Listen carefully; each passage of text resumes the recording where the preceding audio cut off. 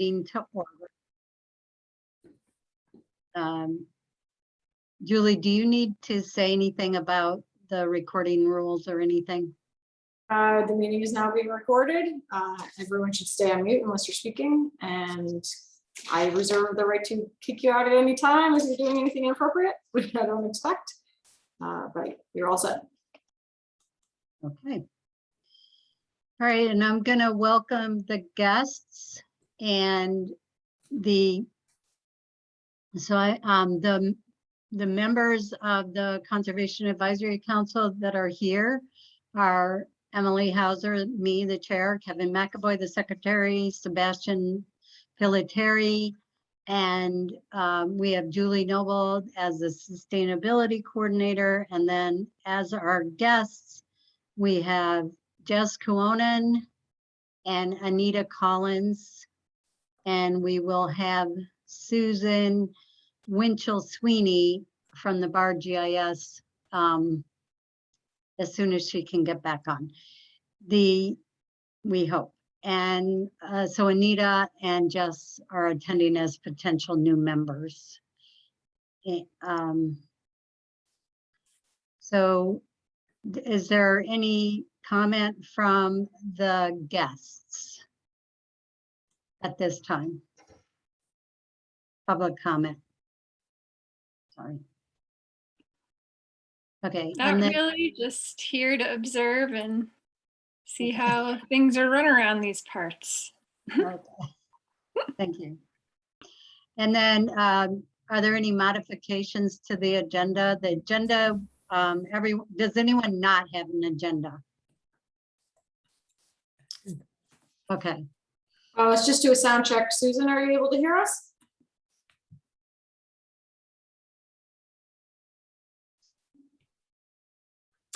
No, not good. Did she want to? Yeah, I'm not hearing anything. Okay. But I'm going to see if I can find the transcript. Well, because do you want just me to call Susan on my cell phone so she could listen in, or? She can call in on the phone number also. Oh, yeah. So can someone type Yep. that to her? Yep. And someone get the, all right, looks Yep. like she's doing it. Okay. Okay, thank you. Thank you, Sebastian. That's in the chat. So we're putting that in the chat. So while we're meeting that, we can do the, so I'm assuming were there any modifications to the agenda? Okay, so we can review and approve, hopefully, the 2020 meeting minutes. Kevin, do you want to say anything? No. I looked at your changes. Yeah, it looked fine. Yeah. I don't know if Sebastian had any comments or anybody else, but Julie, I don't know. They look good to me. Okay, so Okay. all right, so so we have minutes that were modified by me earlier this week. Are there any, I guess I need a motion to accept. Sebastian, okay. And, I'll second it. I think we did that last time. right. All in favor? Aye. All right, all in favor. So the minutes as modified are accepted.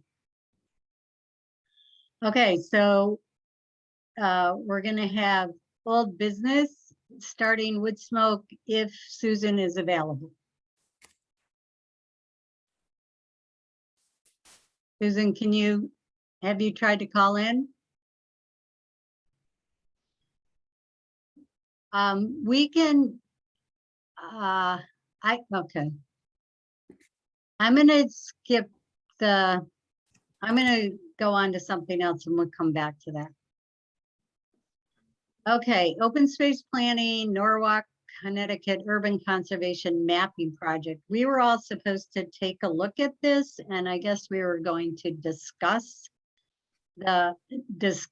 maybe applying it to Kingston.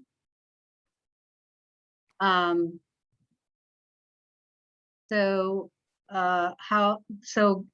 how many people were able to look at it, first of all?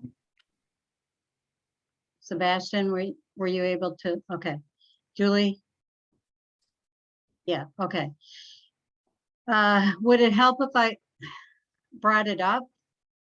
And actually, I could never actually look at the layers, but so let me just go back for a minute. So we were sent this example from Norwalk, Connecticut of a geographic information systems mapping project that was specific for urban planning, urban areas, not for kind of more rural areas. And it looked at both environmental justice, climate mitigation, and environment and more natural resources, with the idea of looking at how whether, say, environmental justice areas were close to parks or not, and the heat island effect and things like that. I could never get the layers to load. And so I wasn't really thinking that it was worth bringing up into this meeting if we don't really see anything. Do you want me to share my screen? I have it up. Sure.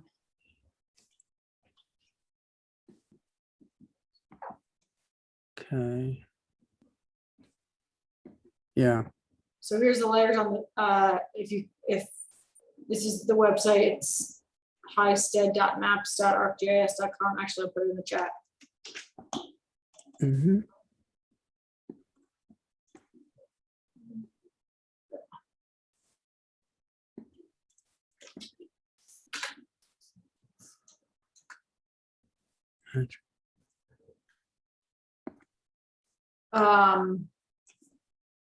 And when you get there, you click on this little pile of papers, which is the layers. Mhm. And then you can turn on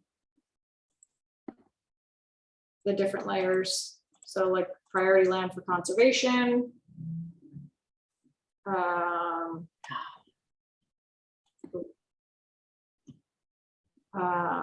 Let's see, that didn't come up. So they color coded with areas of the highest conservation value having the dark green, and the areas of the lower conservation value having that sort of maroon color. Emily, do you want to walk through it, or what do you want to do?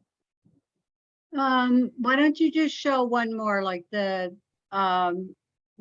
ensuring equitable access? Yeah. Because the bright green, Kelly green are the parks in this one. And I don't remember the other colors, but the red, I think, was an area where, This yeah, is the highest need for access. So, so the idea is, you know, this helps planning to show where parks should go. Oh, the light green is 10. I thought that light green was 10 minutes from park service areas. Yep. Yeah.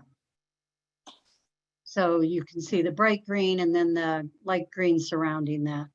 You can, and some of the parks are big, some of them are small.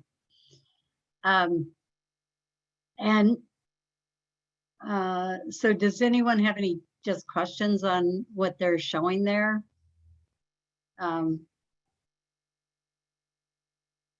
That one is the climate risk mitigation. And again, it's sea level, I think it's sea level rise, and but it's also heat island. And but they, you know, so they, you can see like along the coast. Emily, when you lean in, we aren't able to hear you. I'm sorry. I have to use a different monitor and I can't see, I can't see it all. Okay. Anyway, so any questions on this? Yeah. Yeah, it took me a while to sort of sort through, like, get to the legends, Mhm. that we're just looking at. And it also doesn't, it does show buildings, but I don't believe it goes to the parcel level, which yeah, I don't know. I think some of our mapping did when we were doing the NRI. We went to the parcel levels. I mean, it's a layer that's available, but I don't see it. I mean, maybe I'd have to play Mhm. around with it more. I don't know how to find it.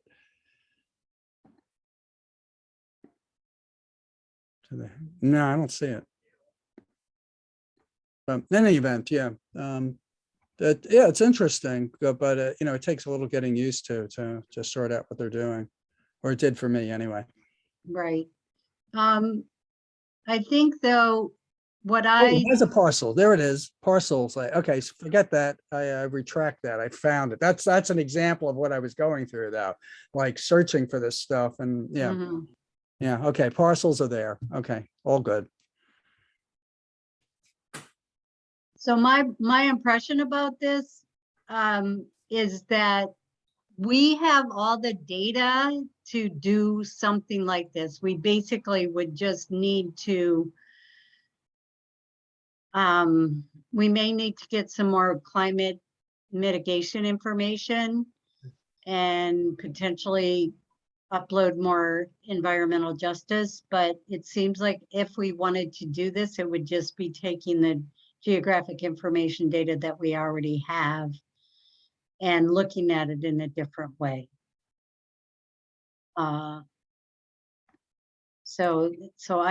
Anyway, that's my impression. Because, we have impervious surfaces and tree canopy. We do have a little urban heat island, I believe.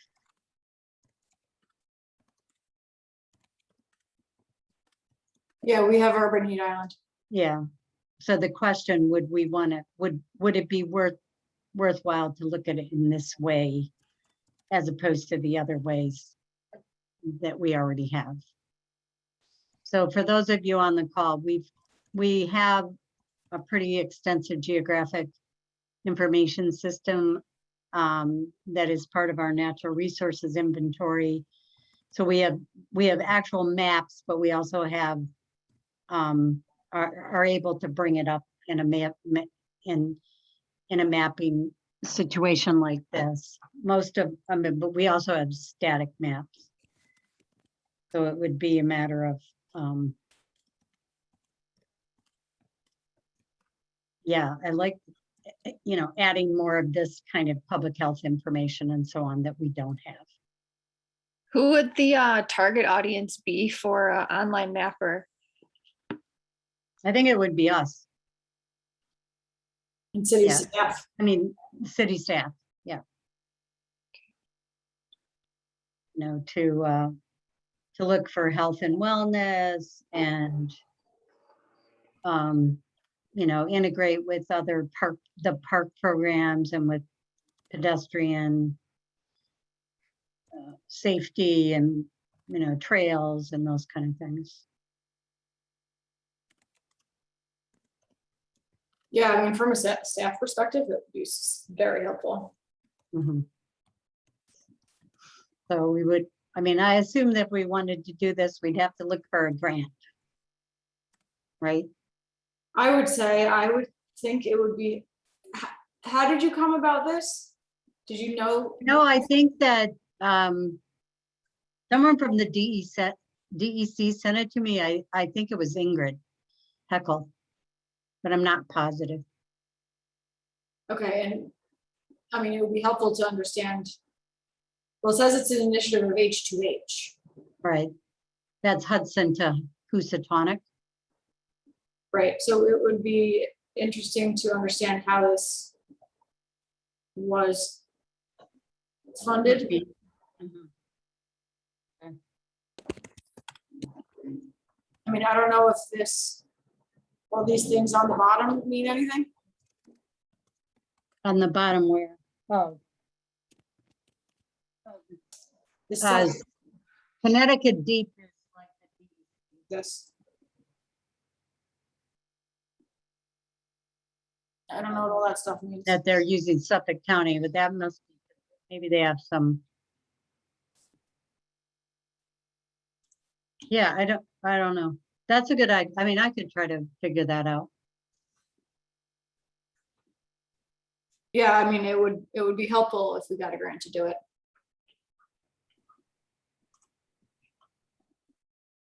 Yeah, That would be,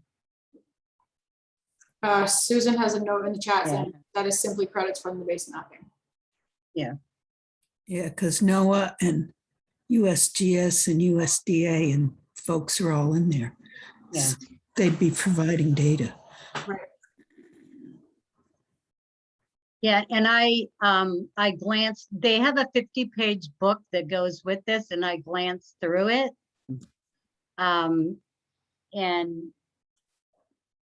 But I didn't, so maybe that question, Julie, could be answered by looking through the booklet. So, Uh-huh.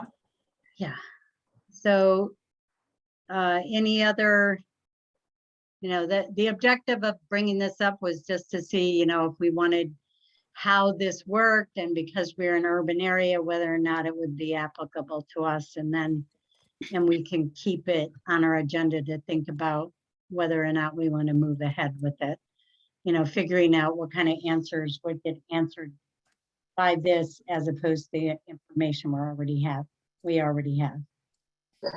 Would this, am I remembering correctly where the prioritization phase of the NRI hadn't been finished yet? And would engaging in this kind of mapping be able to help accomplish the mapping and also do a prioritization?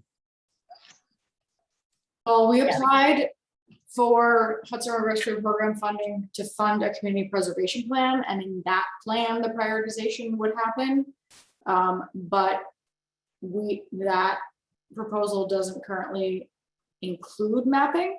However, if we are successful and it does come in for less than the amount that would be required for the consultant, we could always add that as a component of the scope of work. Right, Or just add it to that project as a whole. right. The information that we would be providing them that we already have does not include the social and public health type of information that this tool has. So we would have to add that on, but that is an important part that, we just didn't do that part, because that's not what a natural resource and open space inventory usually is. And that's kind of the point of this rural urban conservation planning and mapping, is to bring in those other aspects. Yeah, I think John Mickelson left us with a rudimentary open space index. Like he had a very large spreadsheet with 8,700 parcels. Am I correct on that? I think that was about it for the city of Kingston. And you could analyze them by the different categories in the NRI by using the sort option in Excel. Yeah, but even so, we don't have that public health and social. No, social. I think we did an EJ mapping, didn't we? Yeah, We probably have environmental justice. yeah, I think we got that from the state. So that's the thing, if it were just take this information and make it into a map, we could probably figure out tacking that onto the community preservation plan. But if it's gather this new data Mhm. and make it into a map, that's a little bit more of an extensive ask. Yeah, so we could also, look into, figure out the needs of the city staff and how important this would be to their objectives also. Yeah, so I mean, if you are going to talk to folks about, actually, it would be helpful if you could find the person who managed this project, have them come on a CAC call. And we could ask them questions like, Who uses it? How do you use it? How is it available to people? Like, how did you gather the data? How much did it cost? How long did it take? That sounds great. Okay. Yeah. I think we can keep tracking this. Is there anything more you want to talk about it? Okay. Susan, are you able to talk? I see a phone number. Is that you? Okay. So you need to unmute your phone. So I'm just going to say, Susan, so we have a wood, smoke, and air quality subcommittee, and Susan Winchell from BARD is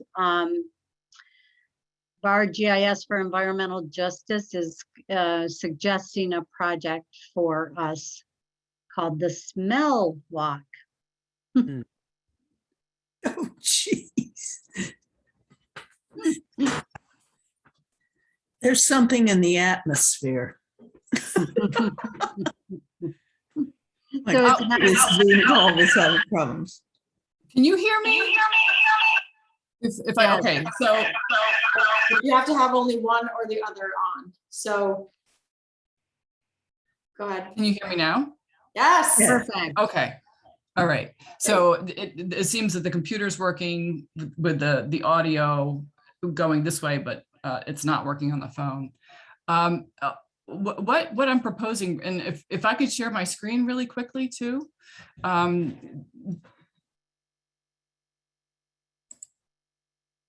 Oh.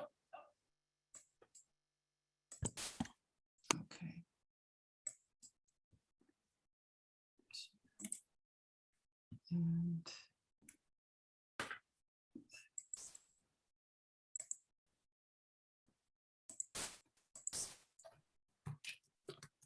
And there's a student project that we are going to do a smell walk, but it's really teaching the students how to do data field collection with the phone.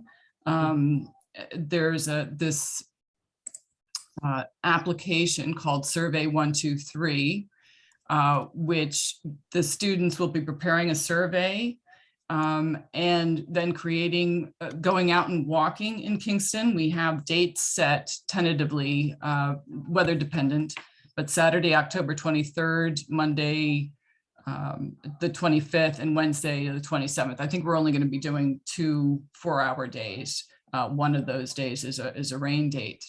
But what the students are going to be doing, they're going to be creating this sensory mapping survey, which is another way of getting at environmental justice issues too, the lived experience. We have a couple neighborhoods, one by the wastewater treatment plant has been ID'd as a place we could start. Eli Duker also mentioned Kings Point too, where the wood smoke is coming up. And I think there's a very strong possibility we'll be able to have students with personal air monitors too, also participating while they're doing the collection. But before I show you this too, one of the very cool aspects of this particular survey application is it can be crowdsourced. You don't need to know anything about GIS. You just need to have a smartphone. You can download this app for free. And the class has received an ELAS, that's the grant to incentivize community participants. The first 20 people who are community residents, certainly the CAC or the members of the Kingston Air Initiative and anyone, the first 20 people who record 20 smell locations would receive a $20 gift certificate for a meal at Sissy's Cafe in Kingston. So that's another sweet deal. But let me show you what this looks like on the phone. And I'm sorry, I had all this set up before I had all the restart and computer issues here. I'm going to show you, let's see. So this is the information that would be recorded. Again, a survey to evaluate and record urban odors using human perception as an aid to identify and assess environmental justice issues. So this is exactly what you would see on the phone.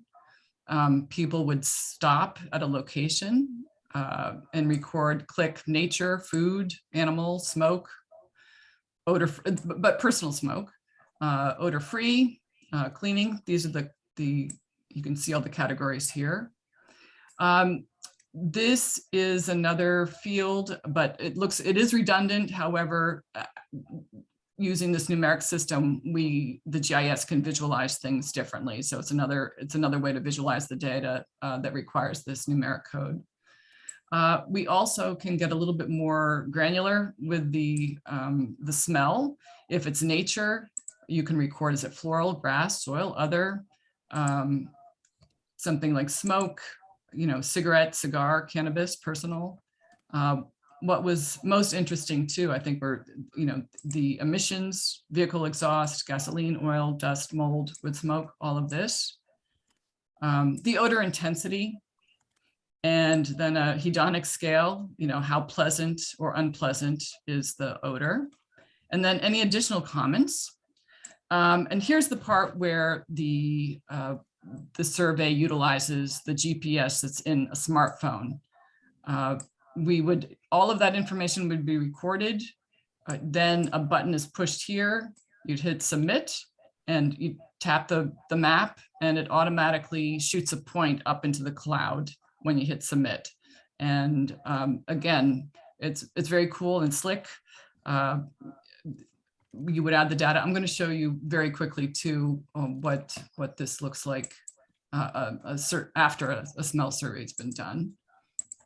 Let's see.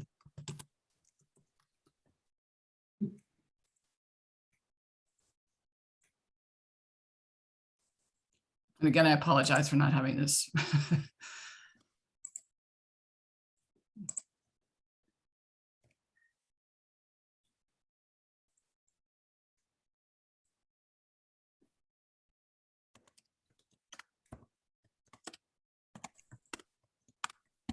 Nice.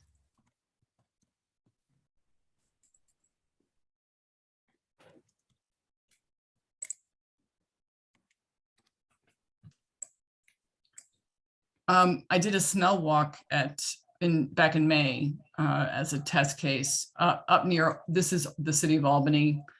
This is Papscony Island. And again, this was a case of an environmental justice with an indigenous population. Papscony Island, historically for thousands of years, was the part of a sacred landscape for the Mohican Indians. And Open Space Institute in May, they actually donated their portion of the island back to the Mohican Nation. Oh, wow. So it's very evident the work that they did by conserving the land and the last 30 years. These are all nature odors, with the exception of a few. There was a little bit of emission odor near when a train passed by. The north end of the island, which again, sacred Mohican Nation homeland, has been developed. A lot of industrial oil processing. And again, the odors, this is the information that you get here too. So it is petroleum and petrochemical refining, very unpleasant. In terms of an environmental justice issue too, we can view this, here's the aerial image, but you can turn on poverty. The darker the color, the greater percentage of people living below the federal poverty line. So I envision, a couple neighborhoods, and this could be a multi-year thing for the students. It is a really fun exercise, going out and doing field work and rather than being behind the screen in a computer lab. So that's part of the draw. Yeah, I think that's it. Do you have any questions? If more than one person does this, how does it come up then? I mean, I assume that one Yes. person did this Okay, one. that's a very good question. So there would be a master, there would be one survey that would be distributed to a group of people. You know, the students are going to learn how to create this, but they're actually going to end up using just a single survey that will be deployed to each smartphone. So it's crowdsourcing. You know, one application, but all users will be feeding to the same map. Oh, okay. So if one of us were to go back to that same spot and record another data point, would it overlap that or would it not let us do that? Yeah, it would let you overlap. Whoops. It would let you overlap it. And there's some, temporal, seasonal changes in odors in urban areas too. So that's something of value. It would record it as another data point. Was the plan be to train volunteers? And also how do you weigh in the subjectivity of, people have different sensitivities of smell? Right. Well, so certainly smell is subjective. The plan with the students is to go out with in pairs so that they can confer with each other and record it that way.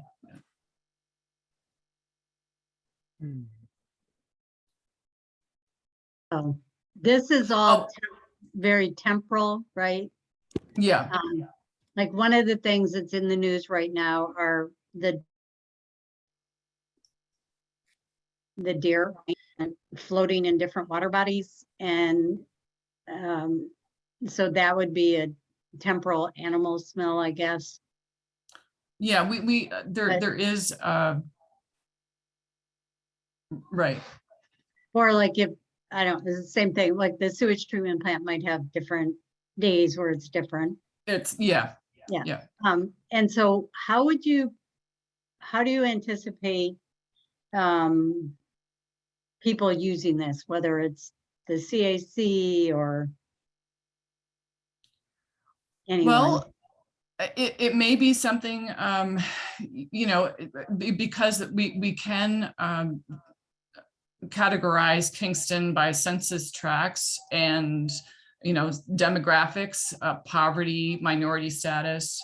It might be a good illustration of what's occurring in different neighborhoods, and just making people more thoughtful. Mm-hmm. And if there are really bad smells in the area of the sewage treatment plant, that might be something too that, bringing more awareness. Mm-hmm.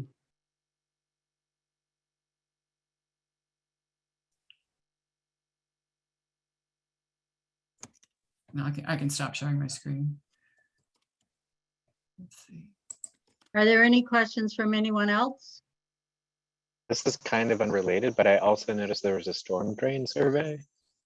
Yeah. Oh, yes, that's for the Bard campus, Sebastian. But that's something this particular software, the Survey 123 has applications to just about anything, and you don't even need to be going outside. You can deploy a survey over the internet too. It doesn't necessarily have to be associated with a map or a smartphone. Mm-hmm. But that's the objective of this particular exercise. Totally. Yeah, the hazardous tree one would be a good one for Kingston. Yes. So that's another. That's a survey created for the arborist. Yeah. She was at Bard campus. She's had volunteers go out with clipboards and large, pieces of paper to flip back and forth, and then identifying the location by a written description, and this resolves all of that, having it on a phone or a tablet, Yeah. and then getting Right, it on a then- map immediately. Okay, so we should be aware that you're going out October 23rd, 25th, and 27th. Yes, I'll definitely give you, yeah. Mhm. Yeah. Yeah, And if are there anyone any- would like to join us. Oh, okay. So would you just let us know when you're going so we could join you? Yes, Maybe. yes. Okay. Yeah, right. Good. All right. Thank you very much. Yeah, good to see you, Sebastian. Good to see you too, Sebastian's coming to Susan. speak to the class too. Yeah, Oh, great. I'm looking forward to it. Okay, All right. thank you. Well, I will leave you later. Yeah, thank you very much. Take care. Bye-bye.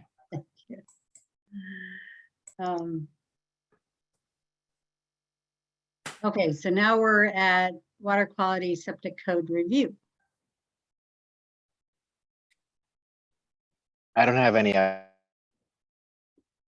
Okay, don't have any updates for this month. just a little background on that. You can read it in our minutes. It turns out that even though the city of Kingston has a sewage system, there are buildings or lots that have septic or are not connected to the sewer. And so we were looking into whether or not that was affecting anything. So we're just finding out where they were, and then whether or not there's any associated buildings and so on. So that's just an ongoing thing.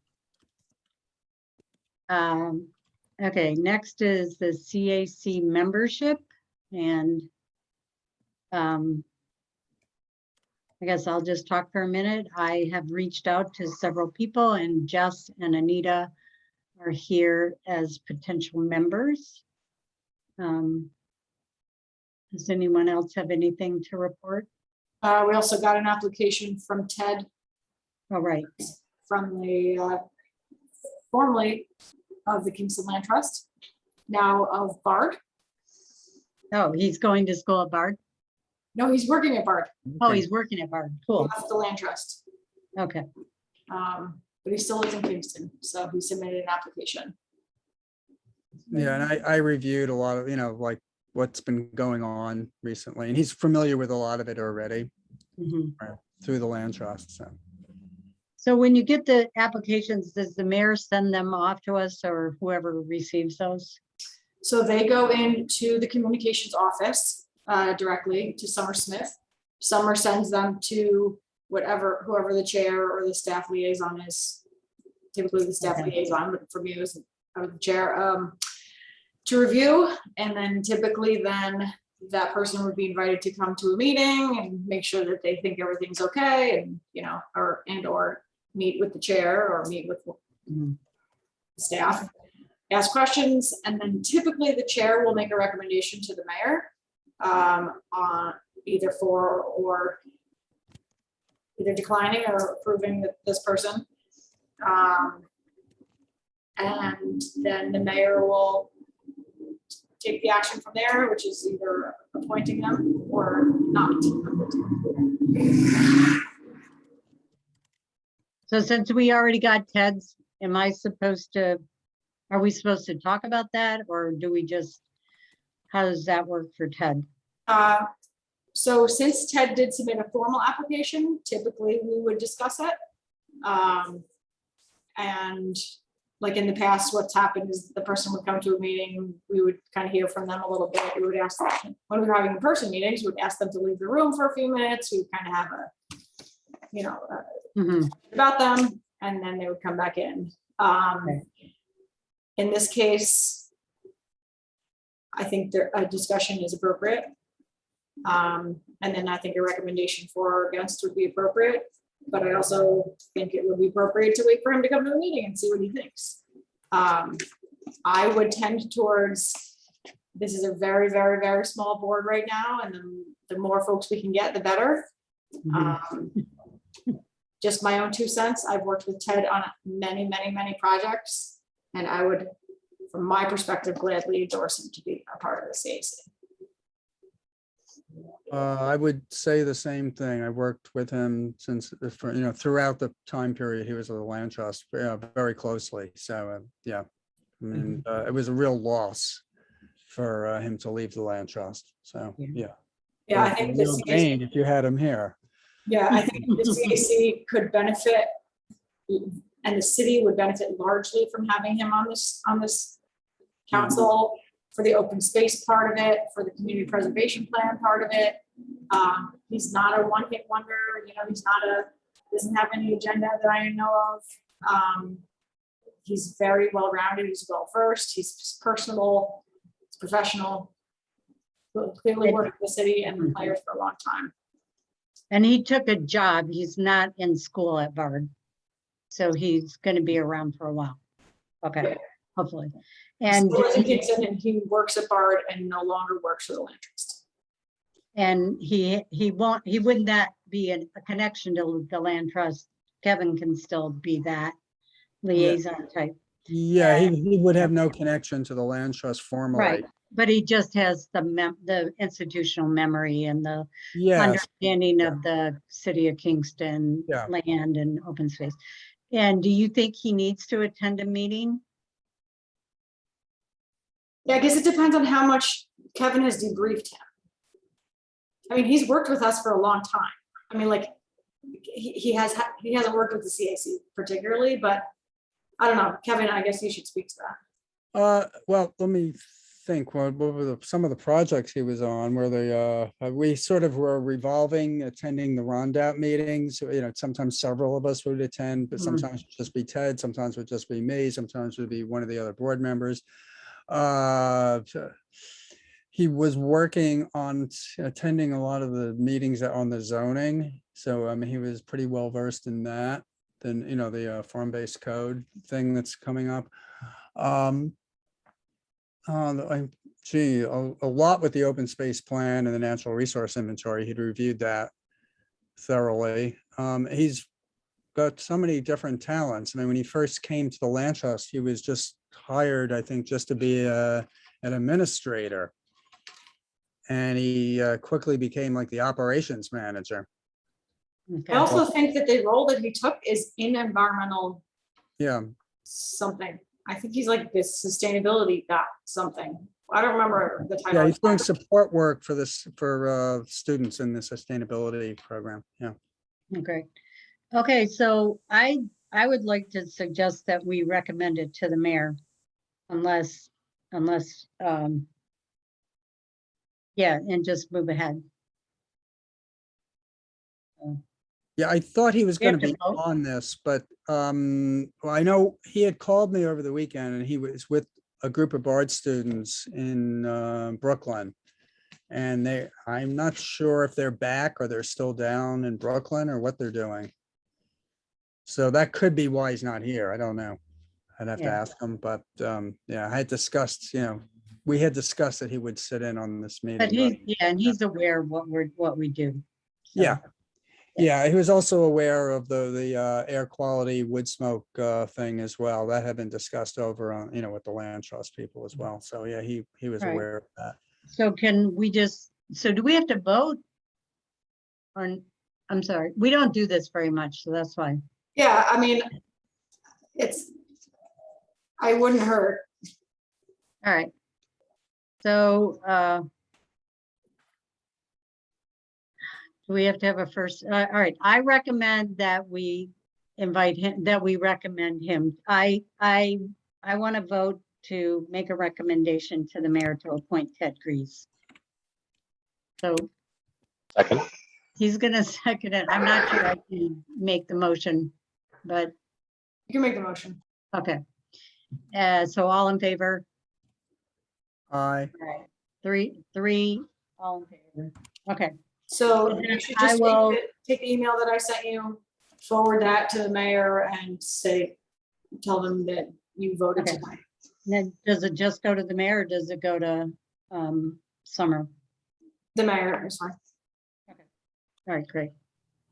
And then he will get a letter in the mail and he'll have to go and sign his oath of office. And so then should the mayor, once I have confirmation if the mayor is appointing him or not, then I'll add him to the agenda and invite him to the meetings.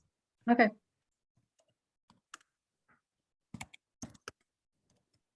Oh, sorry, I just lost the agenda.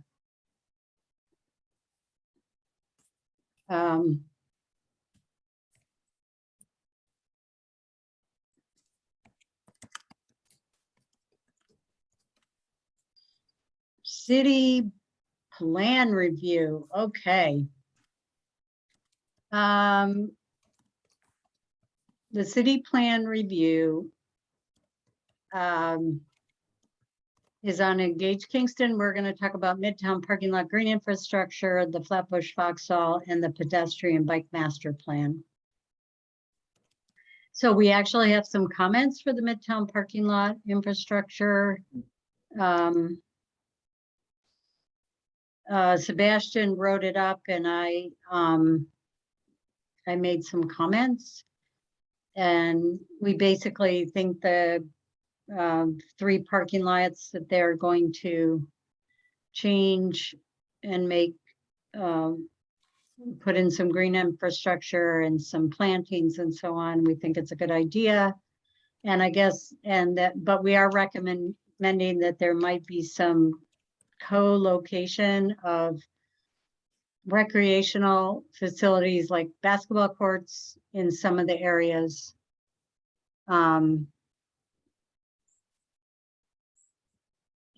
Both at Cornell and potentially at the Prince Street, otherwise known as Monkey Joe's parking lot. So should we look at that or? I dropped it in the chat just in case, the link to the document. And Emily, I accepted all of your Oh, okay. edits and comments. So we could look at them together. I mean, singularly, or I could share my screen.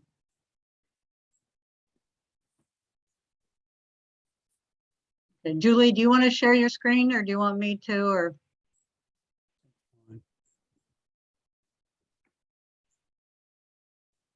Sorry. Oh. Okay.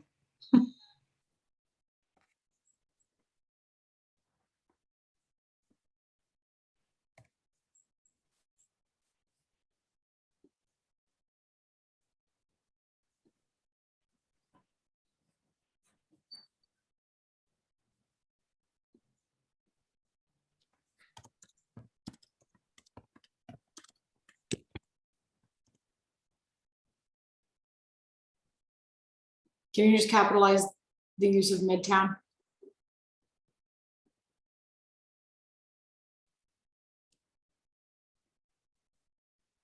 Yes, we should, because we do so above. Mhm. Okay. I'm fine with it. And I'm This is written from gonna the, send it to, it says it's I am writing. Is this Yeah, coming? do we write from the perspective of the chairperson or from the committee? It's up to the council. Emily? oh, oh,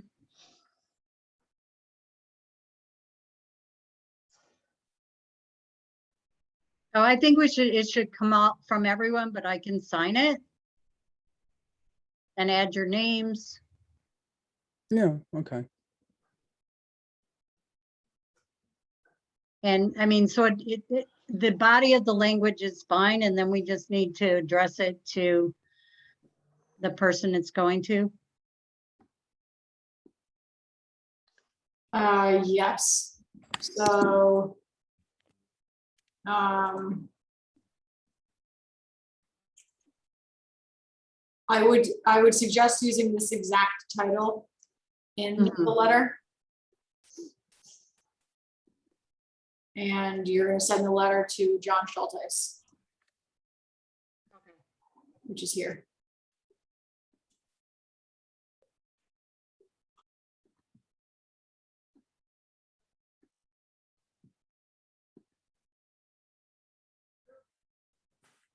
And all right.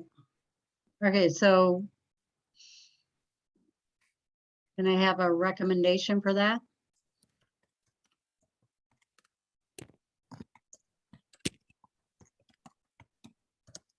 You want a motion? Yeah. I'll make a motion to approve the letter as presented. Can I second it? And I'll third, but just with the, Emily, you're going to revise. Just Sebastian second. Okay. All in You're gonna- favor? Aye. Aye. Okay. All right, so I will try to I'll send that out as soon as possible. All right. Great. Okay, so the next one is Foxhole and Flatbush. And this one, they definitely want our input. And we haven't come to any kind of conclusion about that. And I'm not, then the time frame, I'm not positive about the time frame. Has everyone looked at these? Yes. Yes. So there's kind of three components to it. One component is just having what kind of bicycle lanes and parking would be on the whole stretch. And this is to part of it is connect colonials with like Broadway and other places with sidewalks. And just to have sidewalks along here, and the options are whether there's sidewalks and bike lanes and parking, and how that can all be kind of squeezed into an area that has telephone poles and other issues, you know, that require moving trees or utility poles. So you can see, like, just in the one that he just had, it was like 13 utility poles and 3 trees and the drainage structures and the hydrants. So some of them like don't affect the hydrants, and the price goes from very high like this 4 million down to 1 point something million. And then the other 2 aspects of it are how to kind of make the railroad crossing at Cornell, Manor, and Foxhole more pedestrians friendly, and then how to make the intersection between Foxhole, Flatbush, and Elmendorf more friendly. So and they've asked us for a recommendation, and so I don't know how to go about this. Like, do you guys want to talk about this? And do you have one that you really like, or?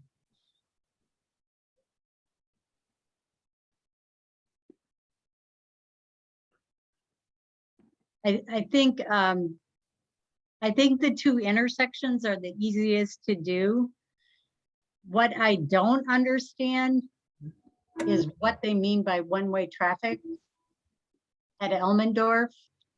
So this one, Yeah, this one means that you couldn't turn onto Elmendorf. right, you can only go this direction. Right, So you can only come out of Elmendorf, you cannot go in. yeah.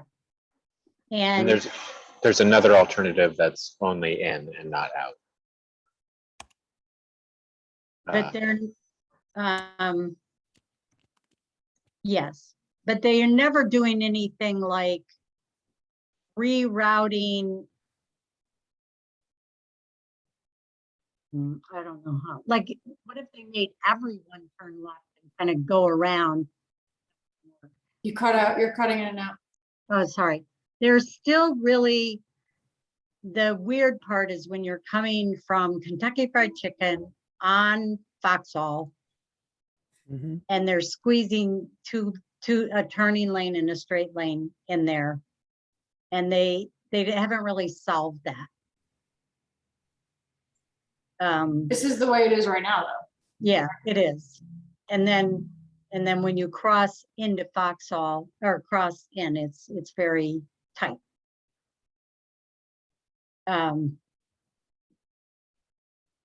like that. And what happens is people that are, but they're not going to make it so it's not no left turn, right? Because the left turners onto Flatbush are how I see. So the way they have it is if you're in the left-hand turn lane. Oh, yeah, right. No, it's the same thing. Anyway. The it's only very tight. traffic change that they did make was on Flatbush. The other alternative is there's a left turn Yeah, added to Flatbush. Right. And then Elmendorf Street has the modifications, but that's it in terms of the changes. Yeah, this is the alternative with Flatbush having a left turn only. oh, I see. Okay. Uh, For me, watching the presentation, it was useful because they did polls after each one. Mm. And it seemed like the Flatbush one seemed pretty straightforward. It was like the shared bike path. Best usage of space. The Foxhole one, I think, is a little bit more complicated. Kind of my personal thought is that I don't know how often these streets get redone, but we should really be thinking about what kind of city do we want to be having like 10, 20 years from now. Mhm. And so putting in bike infrastructure, I think, is huge. So I don't particularly like the alternatives that are just shared use lanes. That's not going to encourage cycling. And I think that's similar, I think, to what's already painted on the roads there. I think having bike lanes on either side was useful because Greg mentioned that there's a lot of traffic that comes into Foxhole from either side. And so putting a shared use path could provide a designated cycling way, but it would only be on one side of the street. And so you'd have the issue of cyclists having to cross over from the other side. Right. And then the other thing that they mentioned too was just the grass strip. And so depending upon how wide that grass strip, I can't remember exactly what it was, but under 3 feet, I guess, is not, trees don't really, they don't want to plant trees when it's under 3 feet. 5 feet would really be, I think that's in the shared use path one, ideal for tree planting. Yeah. And then in terms of costs, that's outlined at the big up at the top. There's a DOT grant for 3.6. There's 0.77 million from DEC, and then the city is planning on contributing 0.8 million as of the presentation of March. I don't know if those numbers have changed since then.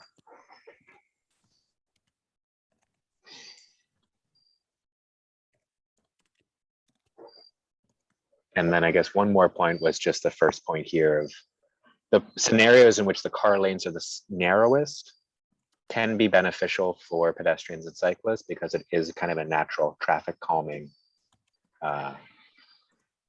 measure, which could just be useful for cyclists having a little bit more comfort using that area.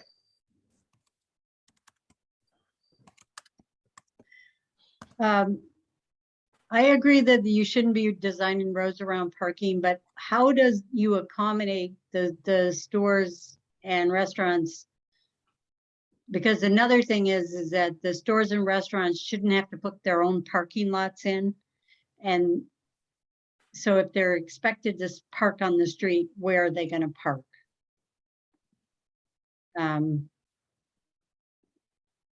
Using, for example, Beverly's. This gets into an unknown for me of the side streets. in that area, do they all allow parking on either side? Because a lot of the homes, just looking at Google Maps, looked like they had driveways. And Right. that made me think that there might be an availability of Foxhole parking on side streets. But I'm not sure if all those side streets allow for street parking. Yeah, both like, sides. like if you go into the glass store, you kind of park right in front of it, but it's kind of parking on the parking lot, on the sidewalk.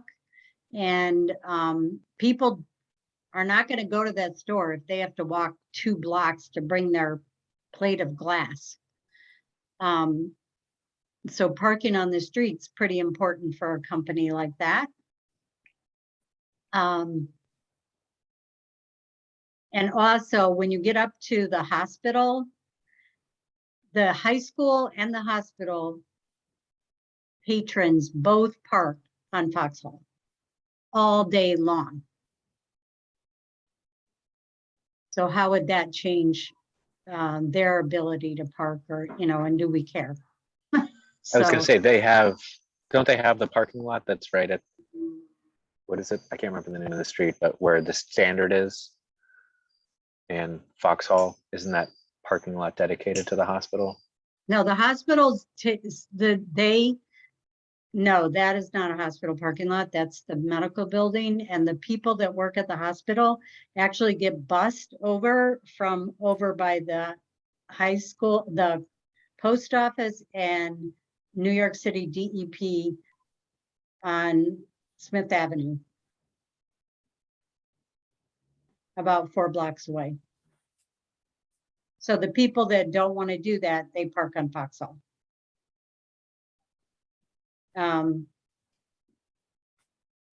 So going back, I just have, in the shared use,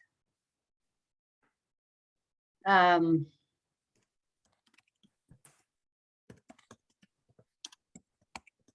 that mean the bicycles go both directions on one side of the street? So shared use path is separated from the road. It is not in the road. It's Right. separated by the main grassy strip. Yep. Mhm. And so there's not lanes or anything in it. It's, well, I guess in this case, they're showing lanes. So actually, if you think of on Greenkill Avenue right now, that's a shared use path. Yeah, right.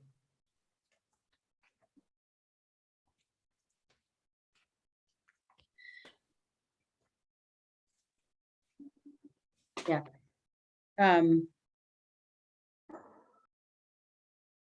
So this one provides for parking on one side of the street. Yeah, it does. So the compromise with that one is that 5-foot strip where you could have tree plantings is basically gone. Hmm.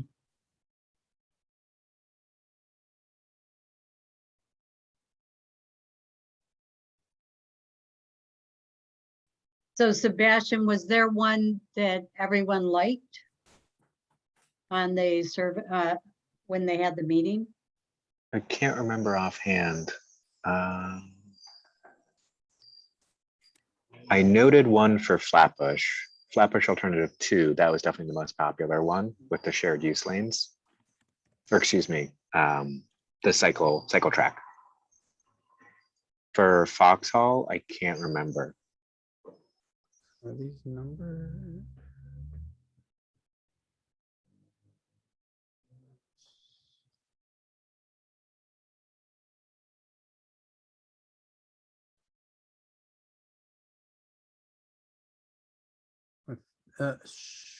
Which one was that? Is that the shared use lanes was got the was It's what they call a cycle track. So they have a sidewalk, grass, and then they have a 2-way cycle track. Mhm. That's for Flatbush, yeah. And see, that gives me the creeps because I feel like the bikes are going against the traffic. Oh, okay, that's the one with the 5-foot sidewalk the green area, the green space, and then the 5-foot bike lane, right? Yeah. On 8 each foot or side. something. Okay. And Yeah. no parking. Yeah, okay. I'm just trying to conceptualize which map Yeah. we're looking at here. And no parking. And like the building in this picture, the building on the right doesn't have anything in it. But that's like, you know, is there parking for that building That's- in the future? Do they pull off the side of the road or in front of the building onto a parking area? And so I think that one is solved. So I don't, how do you want to do this? Do you guys want to continue with this discussion or think about it more? It's 7:15. We still have a lot on the agenda.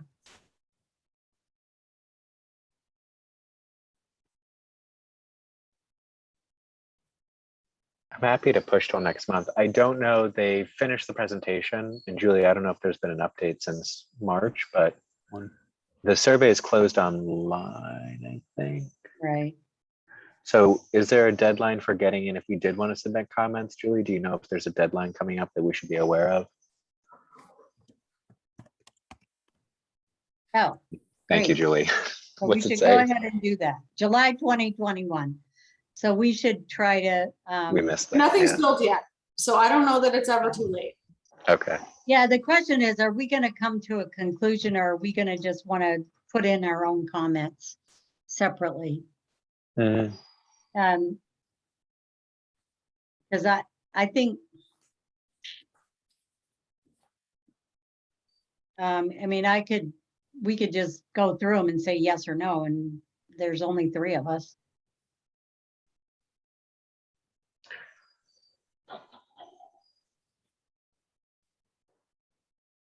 We could just try it and see if there's consensus, and if not, then we'll punt it to each person to write their own if they want to.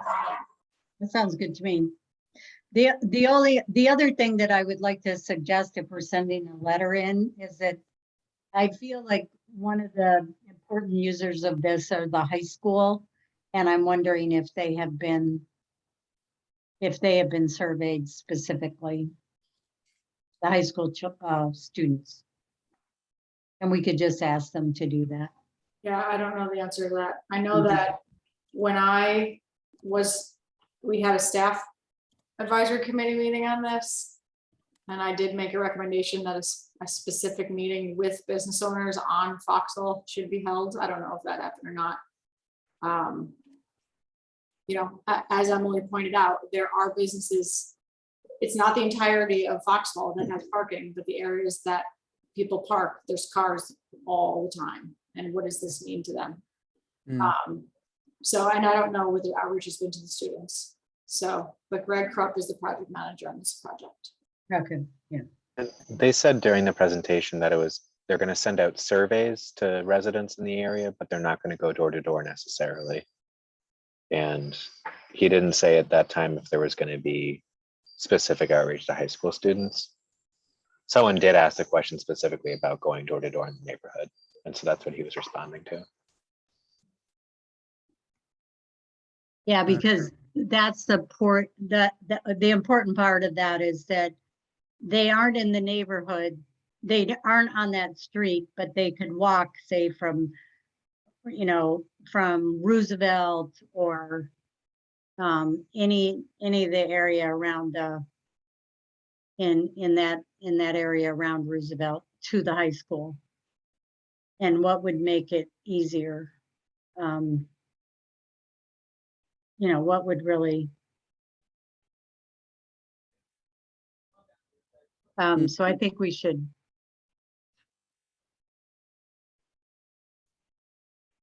and I also wanted to say that Greg Krupp got back to me because Lorraine Farina was on this.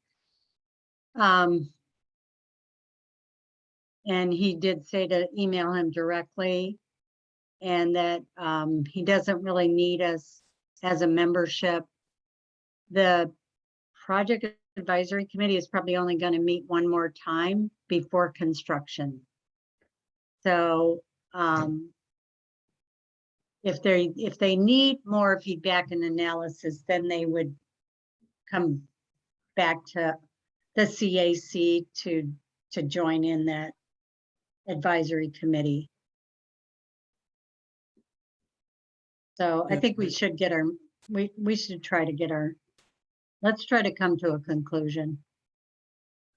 I have one question that maybe Sebastian, you might know from the public meeting. Where was it left with the bluestone? I see a lot of it's in good condition, more in good condition than in poor condition. Are they going to remove it and replace it with concrete, or are they going to leave the good condition in place? Or was that mentioned, or even, maybe it was just glossed over? I don't know.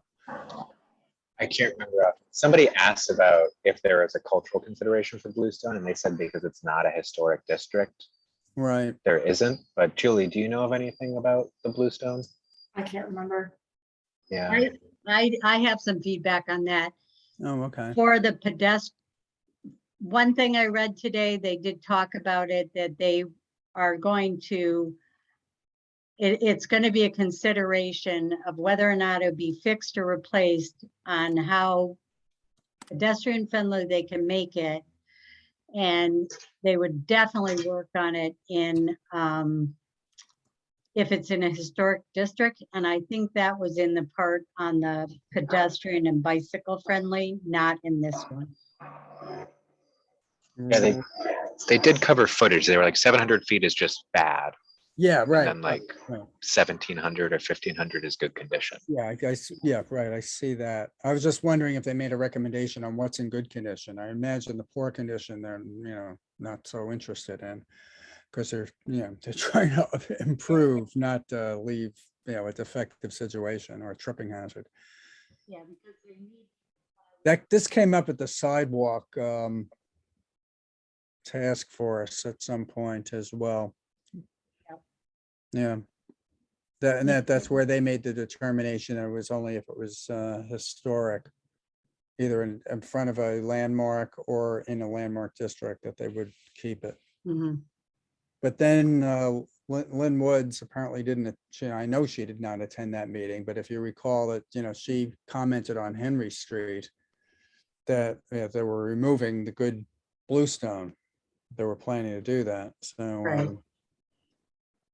yeah, you could have Lynn taking a walk down Foxhole the day that they're removing it, and the next thing you'll be reading about it in the newspaper. Okay, so can we just go through this and come up and see if we can vote? So let's do alternative 1, Foxhole.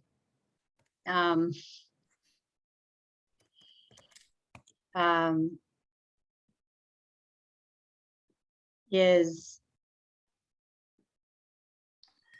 2 bike lanes on either side. no parking. No Right. parking. Yeah. All right. So alternative 1. Emily, you're cutting out. I'm sorry, is alternative 1, is there, you could just vote, because we could just vote on each one and see if, then we could come back. So we could vote up or down on this one.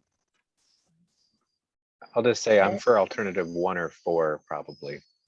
Okay. All right, so let's go to 4.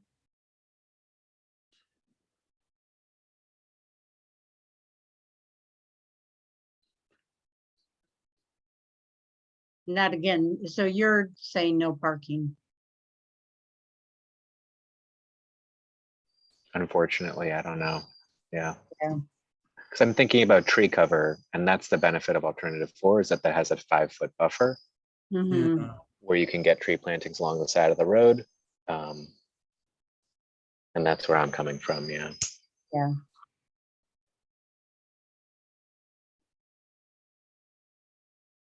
I just want to put out another factor there, that there are lots of things to consider for each of these. So for instance, on this plan, I'm not advocating to all of you for any one specific plan or not, but 37 utility poles would need to be moved and 17 properties would need to Would be be maintained. affected, yeah.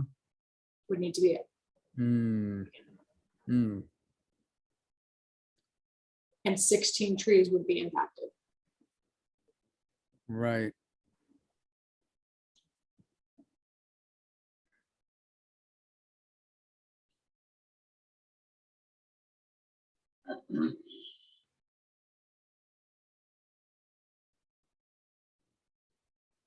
What's the impact on 5?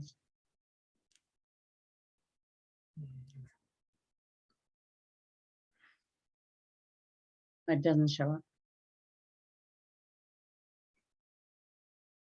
I don't know. I can try to go to the, Yeah, I feel like one can assume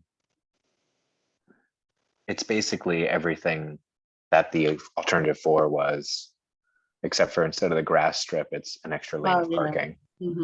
right. I don't know if that's an appropriate comparison to make, but it looks the same. Well, the comparison you would make would be this here. Okay. So this currently says 50. Mhm. And then this one is also 50. Okay. So it's the same width, but it seems as though, let's see, I guess this is saying on this side of the road, it's 10 plus 5.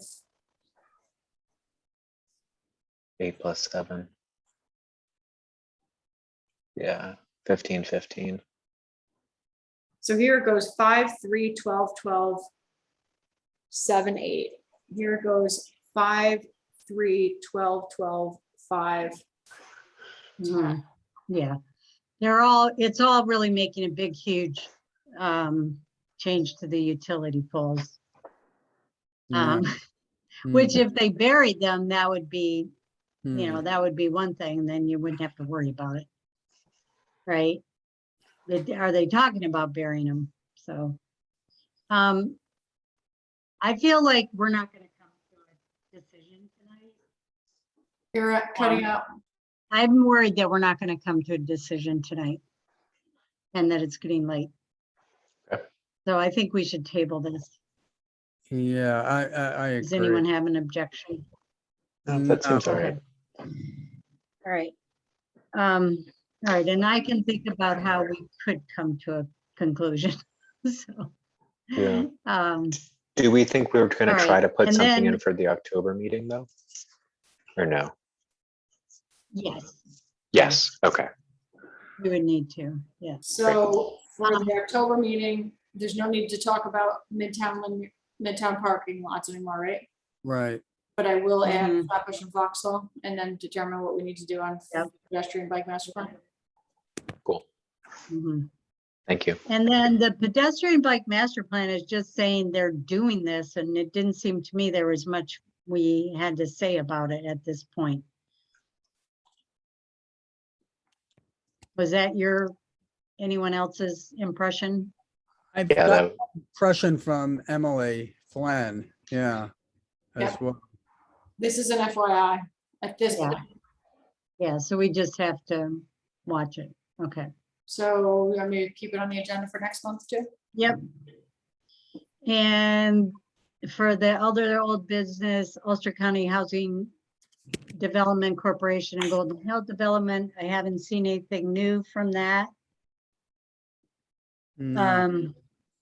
So I think we should just keep watching that. And then the city tree planting grant support, I did attend okay, so I'm gonna just do a little background on that. The city has about $50,000 to plant trees. They think they can get about less than 100 trees for that amount. And it is in Engage Kingston. It is also a plan on the Engage Kingston. It talks about it. And they are asking homeowners, they are both asking homeowners to apply if they want a tree. They're reaching out to the specific areas that are lacking trees based on this tree inventory. And as you know, the data that we have for Mhm. lack of tree canopy. And the property owner has to apply. So a tenant cannot apply, for instance. The tenant could encourage the property owner to apply. And the so that's kind of the gist of it. Deadlines. But today at the tree commission meeting, We lost you, we lost you. I mean, at the tree commission meeting, they were kind of, maybe that wouldn't be a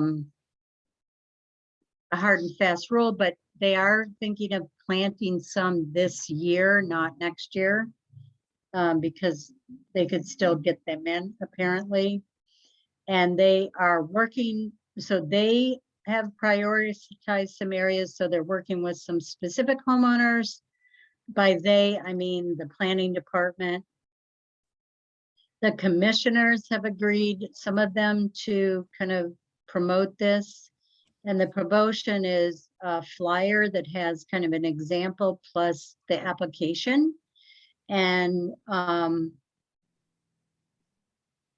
they are also getting the aldermen to do this. And the key areas would be 4, 5, and 6, wards 4, 5, and 6. But most of the information that came out of this was because I was asking questions. They are not doing any kind of mailing. It is, it's either by door to door by the ward of the alderman, or some more specific focus from either the planning department or the commission members. Mhm. And they've gotten about 25 applications so far. Hmm. So I guess the question on ours is, how can we support this, right? Do you have any questions on what I just said?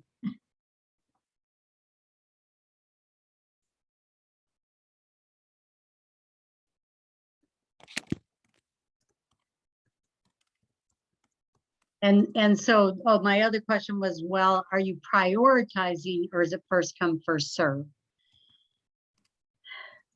And they wanted to prioritize, but they didn't, I'm not sure they've set out any way to do that yet.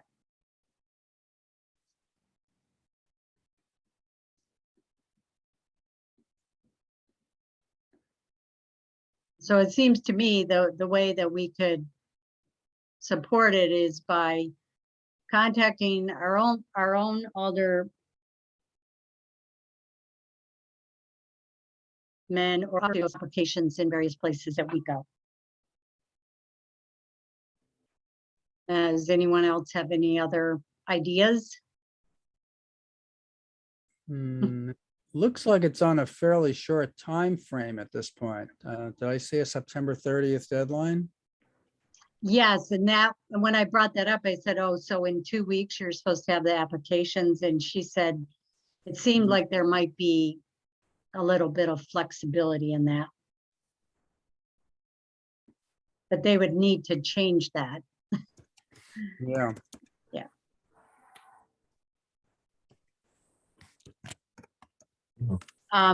Is anyone doing anything on the Facebook page for Climate Smart?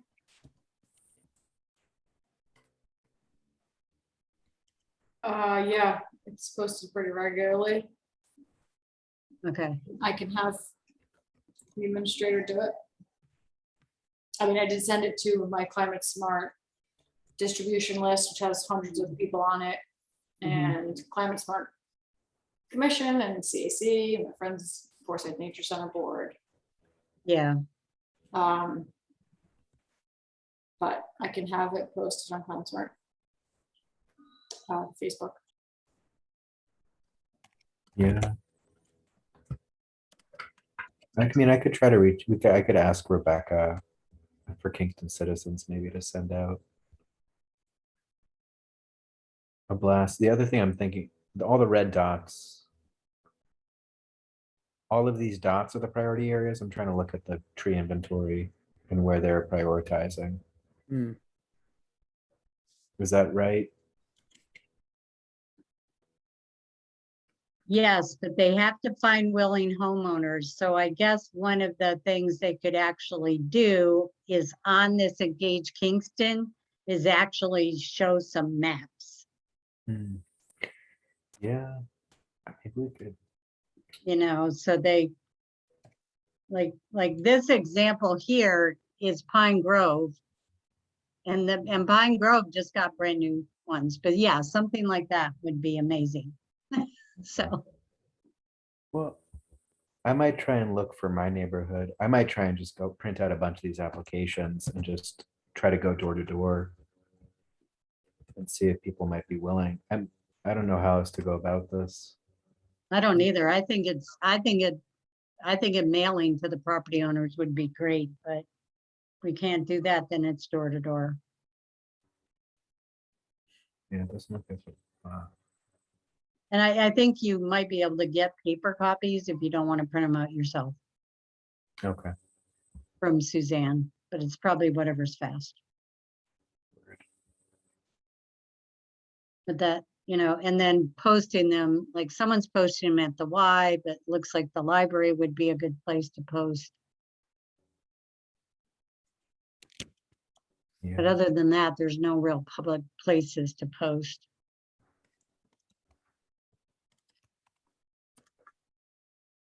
Mhm. Could we suggest to Kyla that she might want to just put the map, the tree inventory map on it?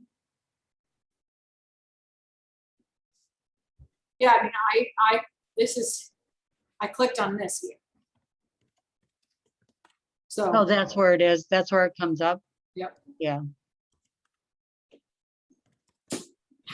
Yeah, but if it was right there instead of this picture, it'd be a lot easier. Some people don't click. Yeah, like me.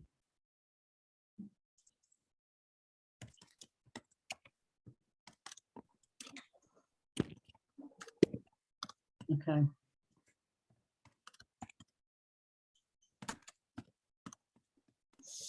So I don't see us doing anything formally unless you want us to, you know, unless you want us to write a letter to the aldermen that are involved to say, please promote this. We think it's really important.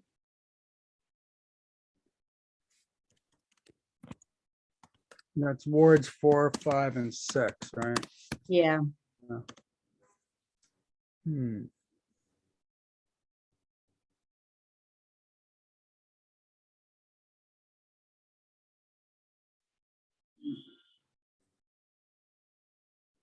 Anything else? What, anyway, any more discussion?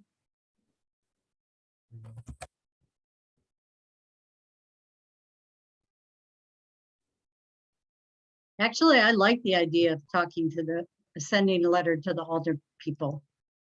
Oh, that could be done, but we'd have to, yeah, we'd have to move on it, you know, unless, unless they're gonna change that September 30th deadline like you discussed. Yeah, I could do that. Okay, you wanna, want me to make a motion? Sure.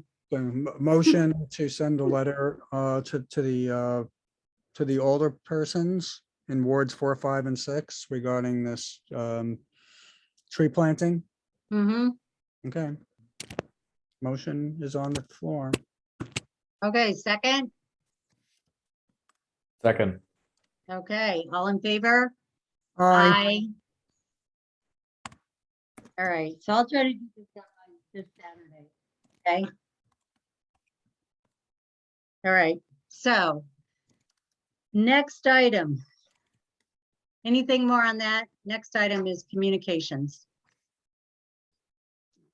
Okay, communication.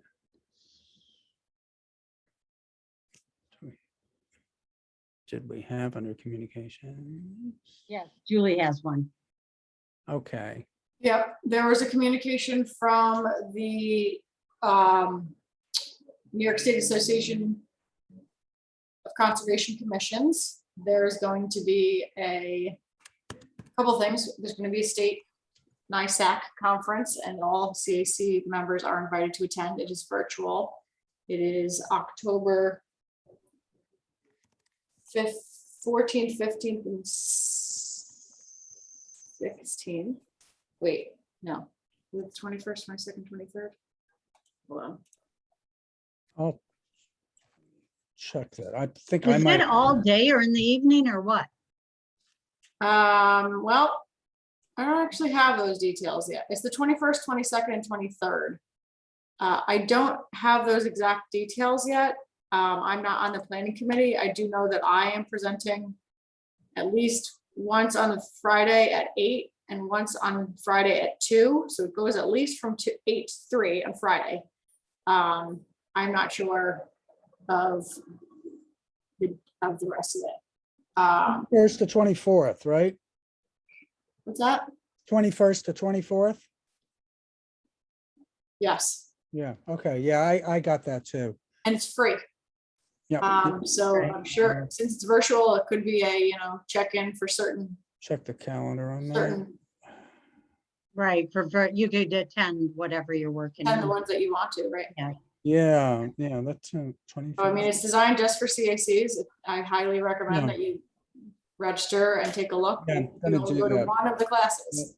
It's unheard of for it to be free, so, and for it to be virtual.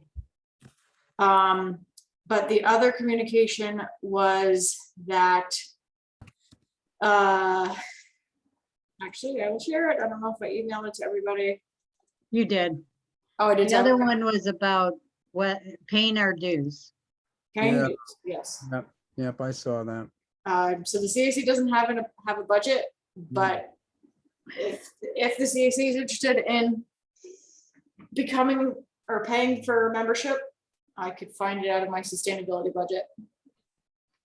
Oh, okay. So I just want to say that also that individual membership is $30 and the CAC dues are $75. So I definitely think we should pay our dues through the sustainability budget. And Sebastian is shaking his head yes. I'm into that. Yeah, I think that's a good idea. Okay, agreed. All right. Okay. And you can still join as an individual if you want. Okay. All right, great. Okay, so moving on is the announcements and events. So the one you just spoke of is one announcement. Do you have any other announcements or events?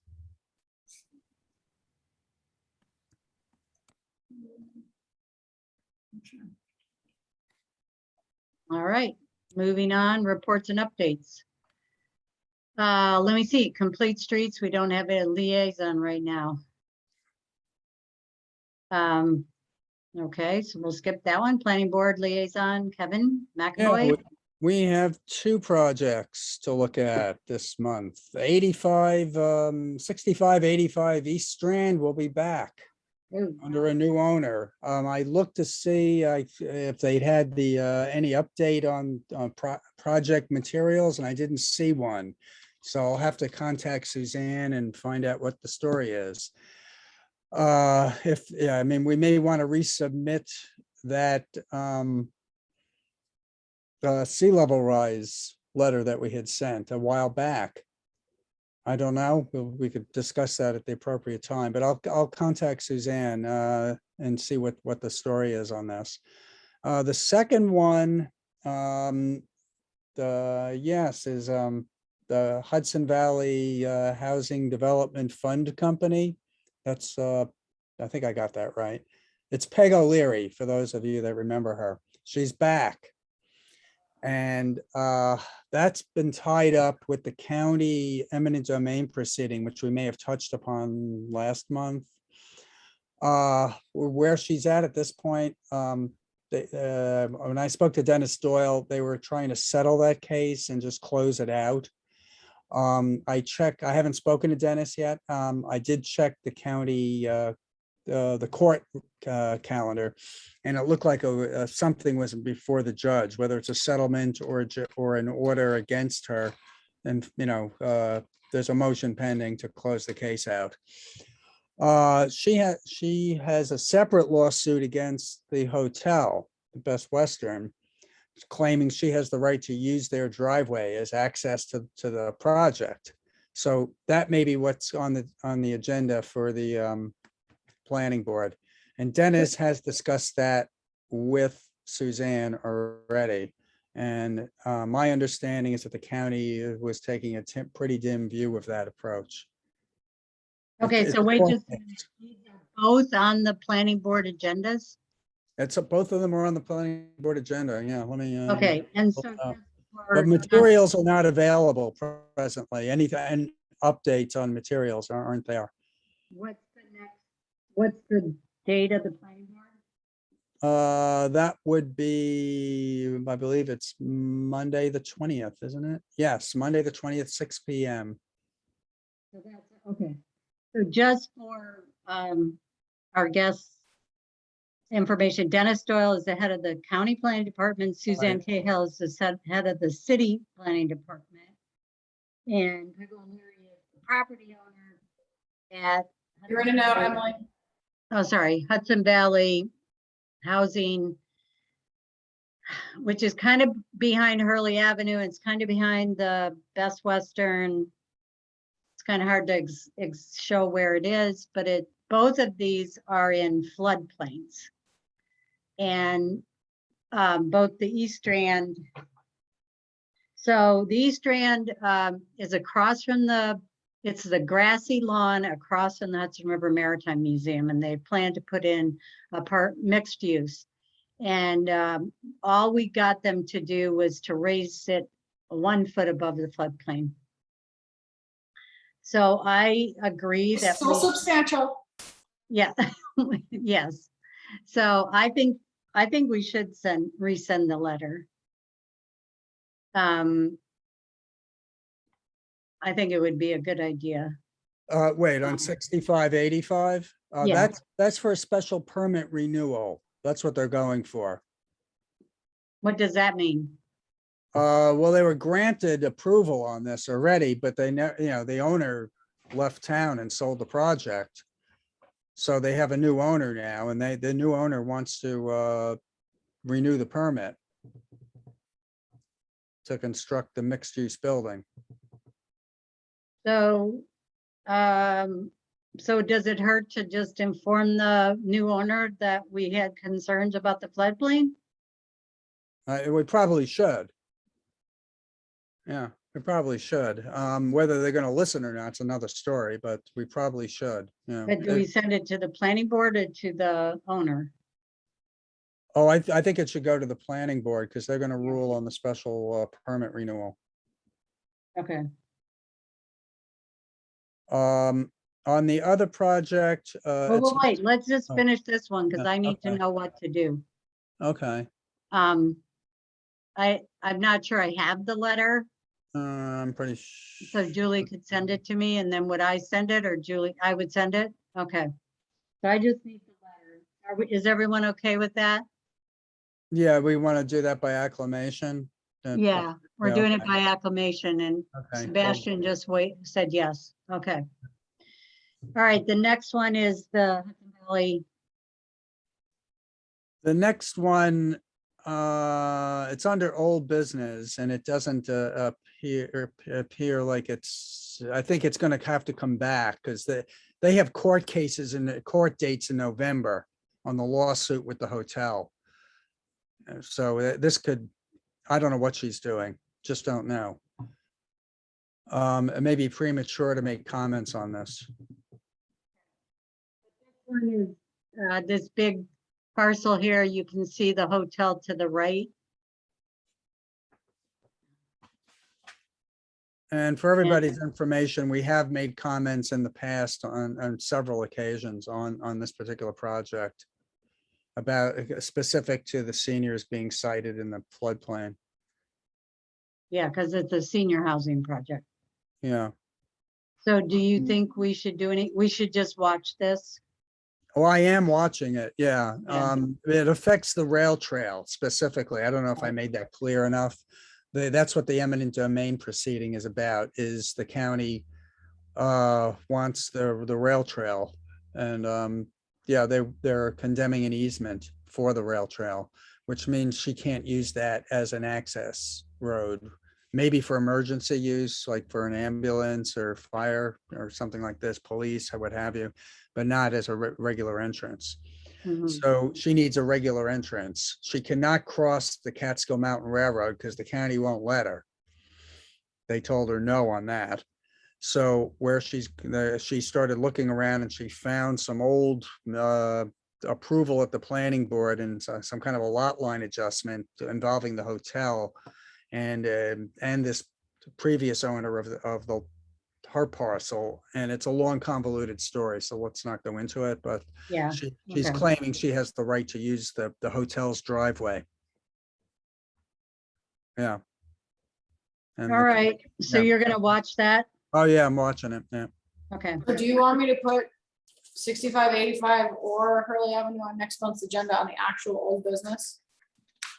Well, 6585, they're either going to do it or they're not going to do it. That's up for a public hearing. So I think, yeah, well, we can. And if they, Yeah. both of them, and if it's already decided on 6585, we'll just, table that or discontinue the discussion. Yeah. And on the other one, we may have to continue the discussion. There's Okay. one more project that's up that might be of interest to people, but it's, again, it's a special permit renewal. And it's St. Clara's Church, Point of Praise, special permit to renew the community solar array, special use permit. So that's up for a hearing as well. Is that array going in? That's already there. It's already here. This Oh, yeah. this Yeah, picture this is is way a outdated. renewal. This Right, whole thing right, is filled with solar. Yeah, it's a renewal. It's not, it's of interest because, it's a solar project and it's being renewed. Yeah, so, And I will just add that the city is an off taker of a portion of that. So we own 28 panels from that project. okay, Great.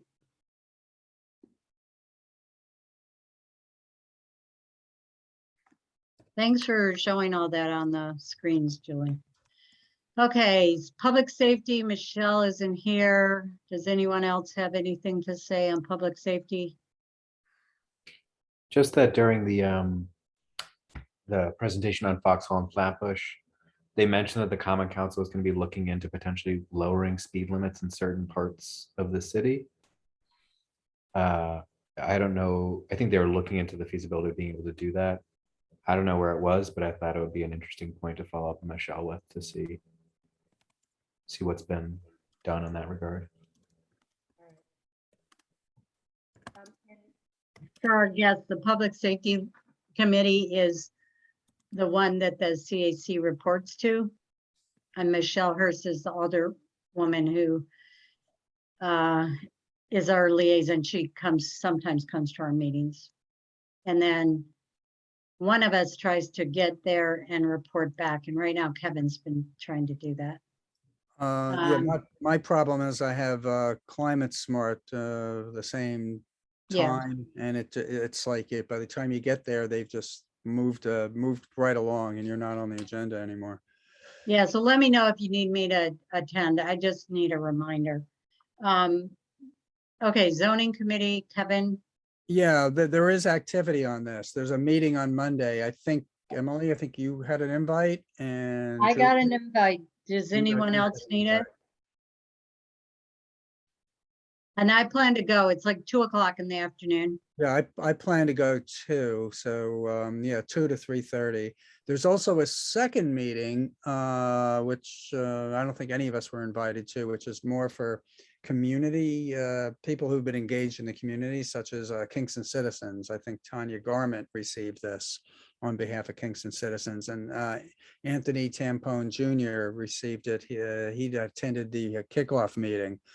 He was a member of the task force that had chosen Dover Coal with, that I served on as well. So they're having a meeting on Tuesday, I think with Amy Graves rather, from Dover Coal. And we're having this other meeting, which is for city boards and commissions and what have you, on Monday. So that's where we're at with that. And there'll be a so- charrette in November, that's what we've been told. And Kevin Corte is the person that's the point person on this. So when I hit in the Google Calendar, yes, I will attend, did they actually see something? Is that like attend, does that go to my calendar or does it go to their calendar? I didn't. And do see- we, I mean, So- that was the only RSVP I saw. If you apply yes to an invitation, it's gonna go, they're gonna see that you replied yes to that, and it'll go to your calendar as well. Okay, so, and is there anything we need to know about going to City Hall?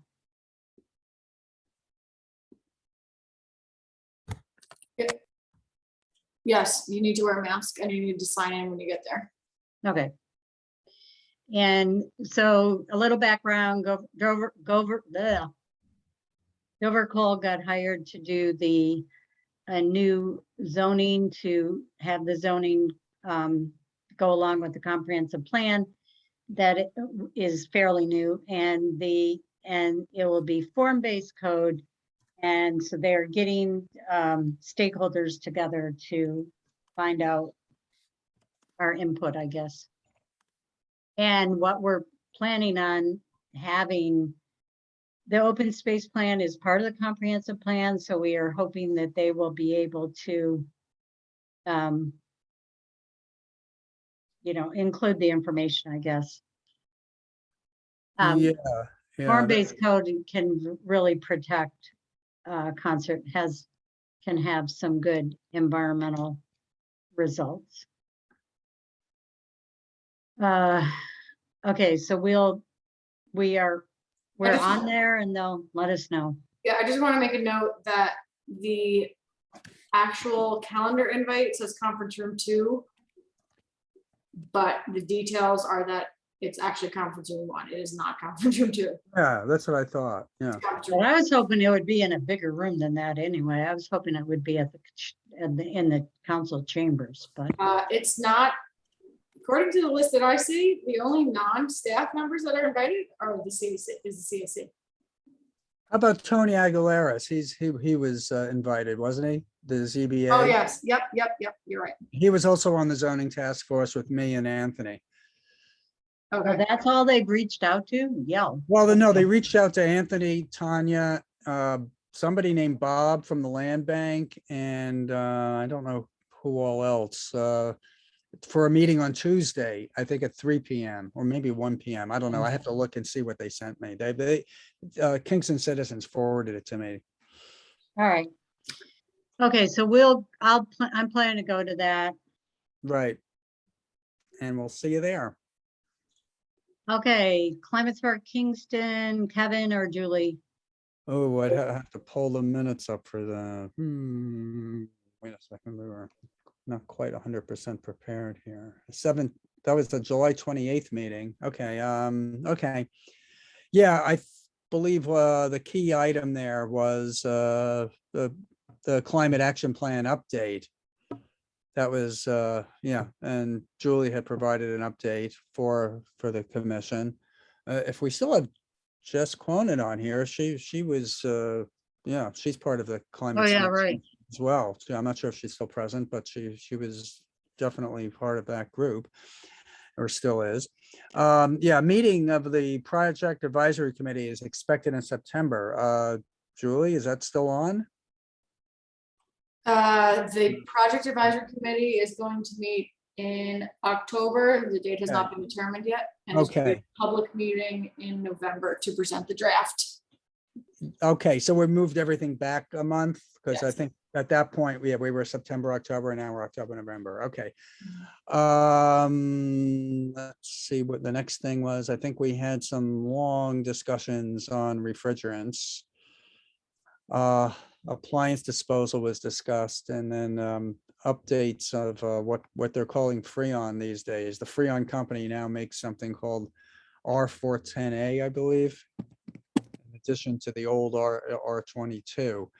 So, yeah, that'll confuse you. Yeah, the old Freon is now the new Freon, but it's a different product. And compatibility with existing systems was discussed, and that's a long discussion because it generally isn't 100% compatible. You're going to have pressure issues that can blow out the copper tubing. Julie reported on sustainability projects. Let's see, we had the soccer field at Kingston Point Park under construction, Rickle Knox playground in Pankaki and Barman Park up off of Greenkill completed.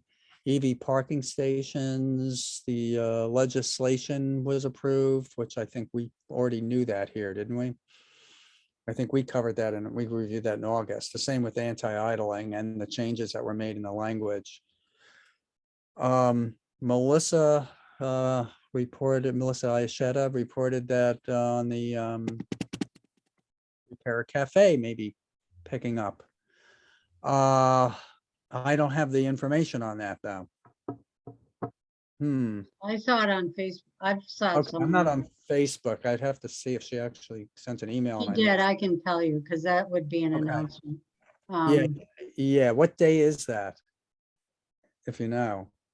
I'm looking it Did up. it come and go September, already? it was September 11th. Okay, so we're already late on that. Right. Okay. The green, no, nothing with green business zoning. We already covered that. The Solarized Kingston, its meeting was July 28th, by the way.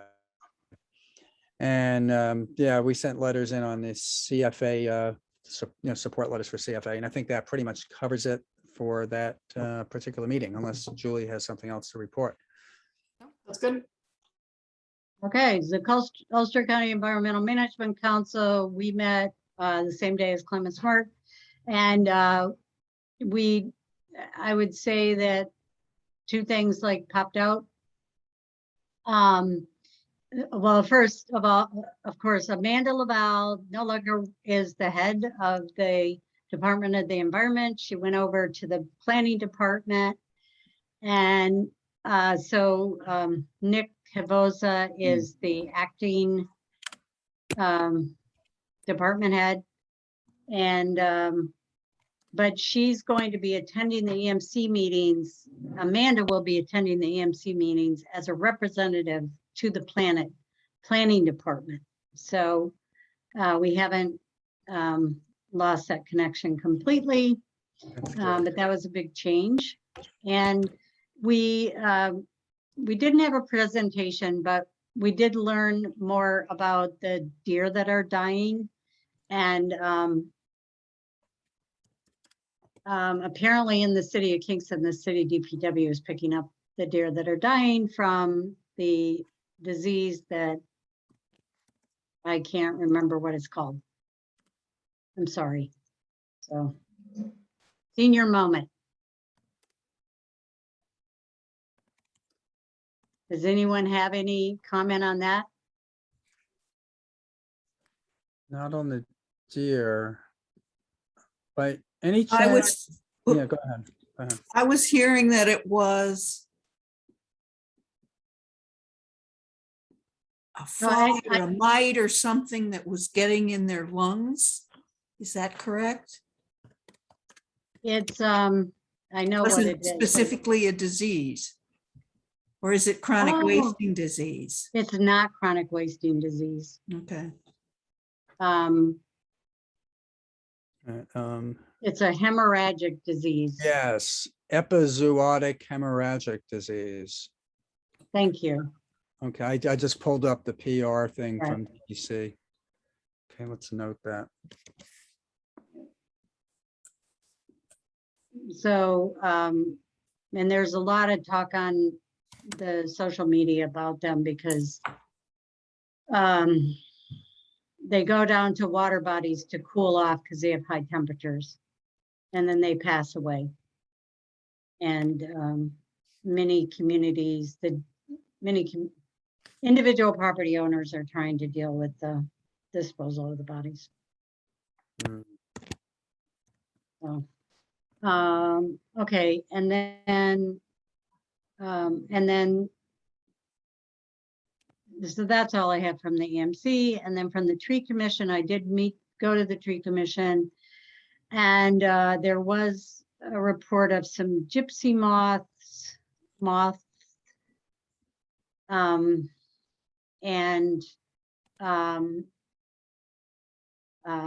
and also that, I didn't realize this, but the black spot that gets on the maple leaves, you should not compost them or use them as mulch. You should bag them up, and I had the DPW pick those up because it just comes back the next year. So that was good information as a homeowner on that. And then the tree commission again asked to be told where the tree inventory was. And so we provided that information. I provided that information. And then they acted on a couple of about 5 trees that had to be taken down, but no trees that were being planted. So that's all for the tree commission. Did anybody at either of these meetings mention the spotted lanternfly? No. Oh, Yeah, watch out for it. It's coming. I know. I was in the first township that was quarantined. I just moved here about 5 months ago. And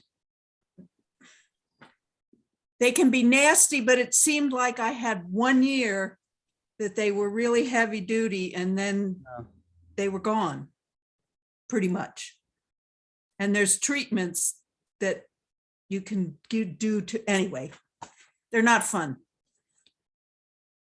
Yes. No, I know but there they was were- no mention.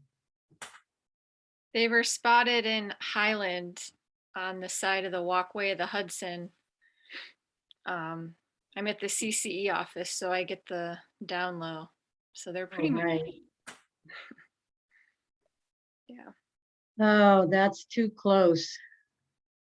And so many people go to the walk over the Hudson, which means it could transfer so easily. Yeah, 9Ws right there. Mm-hmm. Yeah. They like to hitchhike. Yeah. They lay eggs on flat surfaces like cars. Oh, my.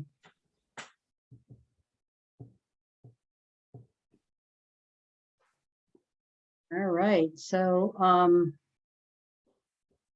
that's all for the tree commission. So is there anything else?